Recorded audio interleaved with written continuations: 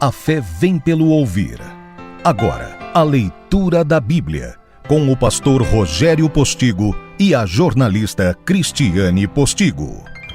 Lucas capítulo 5, versículo 12. A cura de um leproso.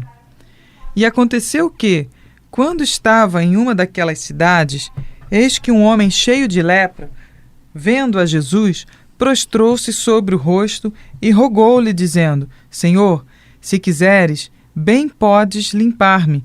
E ele, estendendo a mão, tocou-lhe, dizendo: Quero, sê limpo. E logo a lepra desapareceu dele. E ordenou-lhe que a ninguém o dissesse. Mas disse-lhe: Vai, mostra-te ao sacerdote e oferece, pela tua purificação, o que Moisés determinou, para que lhes sirva de testemunho.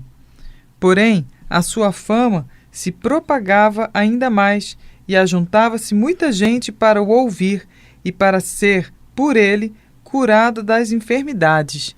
Porém, ele retirava-se para os desertos e ali orava.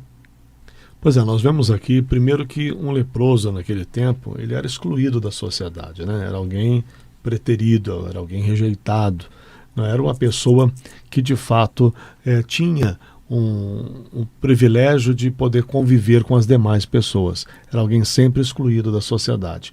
E Jesus não o excluiu. Apesar de todos serem assim, o excluírem, Jesus fez diferente. Jesus não exclui você. Você pode ser alguém considerado leproso, né, entre aspas. Você pode ser considerado alguém desprezado por todo mundo, alguém que todos rejeitam. Mas Jesus não te rejeita. Por isso mesmo ele disse: Vinde a mim. E ele disse: Eu vos aliviarei. Ele está de braço aberto para te receber, independente de quem quer que você seja. Não significa dizer que ele concorda com aquilo que de errado você esteja fazendo. Não. Ele não concorda com nada de errado que alguém faz.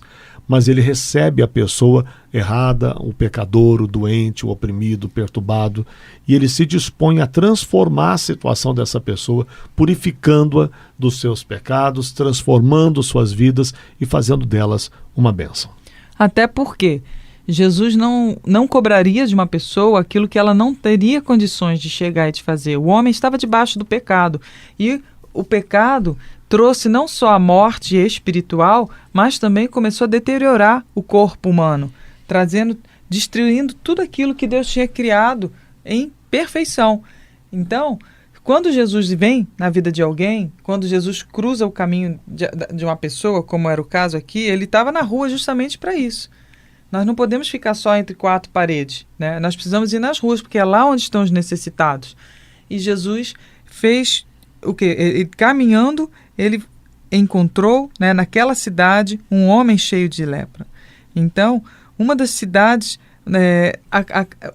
estavam sendo assoladas com pessoas que estavam sofrendo com lepra. E fora daquela cidade era o lugar daquele homem. Mas veio aquela multidão e Jesus foi ao encontro daquele homem. E por quê? Porque ninguém mais poderia ir ao encontro dele, senão poderia se tornar leproso também. Só que Jesus, ele era o único que traria a solução daquela lepra. Por quê? Preste atenção numa coisa. Quando Jesus veio à Terra, ele veio para restaurar todas as coisas. A Bíblia diz que era o tempo de restauração de todas as coisas. Você restaura, né, aquilo que lhe é muito precioso, né, e que você não tira, não joga fora. Quando você faz uma reforma, por exemplo, numa casa, você pega aquela madeira que está com cupim, né? Aquele móvel que está com uma pata quebrada, né? De repente ali do sofá e tal, um pé quebrado, e joga fora para poder chegar e colocar um outro novo no lugar. Deus não nos joga fora. Ele não reforma, né, o ser humano, ele não descarta o ser humano, ele restaura. Alguns poderiam falar: mas um leproso já estava ali à beira da morte, sem pedaços e tudo, tinha mais é que ir para o buraco. Não. Para Deus não é assim. Não é assim que ele vê as coisas. Ele restaura. Ele faz questão de restaurar. Porque Deus não criou ninguém para ser leproso. Deus não criou ninguém para ser doente. Deus não criou ninguém para ser adúltero. Deus não criou ninguém para viver no pecado, para viver debaixo de maldição. Deus criou o ser humano para viver a imagem e semelhança dele. E Deus não é um Deus leproso, nem adúltero, nem doente, nem endemoniado. Não. Ele é perfeito. Então, é na perfeição de Deus que Deus deseja que nós caminhemos, não por nossa vontade ou por nossas obras, é pela graça de Jesus Cristo, é pela restauração. Então que você receba nessa hora essa mensagem de fé e ouça as palavras de Jesus e receba na sua casa, nessa hora, o Senhor Jesus. E quando Ele vem na sua vida, é para dizer para você: quero. Seja limpo, seja restaurado. Você é meu filho amado, você é minha filha amada. Eu te quero restaurado. Não foi assim porque eu te criei. Não te criei para você viver na prostituição. Não te criei para você viver nas drogas. Não te criei para você viver de cabeça baixa, na miséria. Não te criei para você viver debaixo de ponte. Não te criei para você viver, né, brigando, enraivecendo, tendo explosões de raiva. Não te criei para você viver um poço de enfermidades. Não, eu te criei para que você tenha vida e vida com abundância. E é isso que você pode receber nessa hora, em nome de Jesus. Aí nós vemos com esse texto quantas lições importantes nós vamos tirando, né?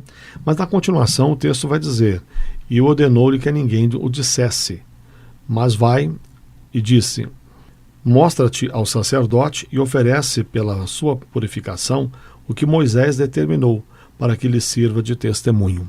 Então a gente vê que não só o milagre aconteceu, e ali foi tremendo o que aconteceu, o homem foi purificado da lepra, mas Jesus manda testemunhar aos sacerdotes, aqueles que eram quem aprovaria a cura, ou quem testificaria da cura, né? É como se Jesus curasse alguém, dissesse: agora vai no médico, vai lá, ele vai fazer o exame, vai comprovar, e você vai ter em mãos, ou no caso, a testificação de que você realmente está liberado para voltar ao convívio com a sociedade. Exatamente. O sacerdote não apenas fazia, né, todo a liturgia que está lá descrita no livro de Levíticos, mas ele também tinha essa função um pouco de ser esse médico que registraria se a pessoa teria lepra, estava realmente com lepra ou não. Eles eram afastados, né, ficavam alguns dias, depois voltavam para poder chegar e ser reexaminado. Então aquilo ali impactaria também quem? Os sacerdotes, porque Deus queria também, através de Jesus, resgatar o sacerdócio conforme aquilo que Deus estabeleceu, né, para que eles pudessem viver o melhor de Deus. E ali era necessário esse testemunho. Por isso, a fama de Jesus se propagava ainda mais. Imagina nos dias de hoje, né, em que as coisas têm mais valor do que as pessoas.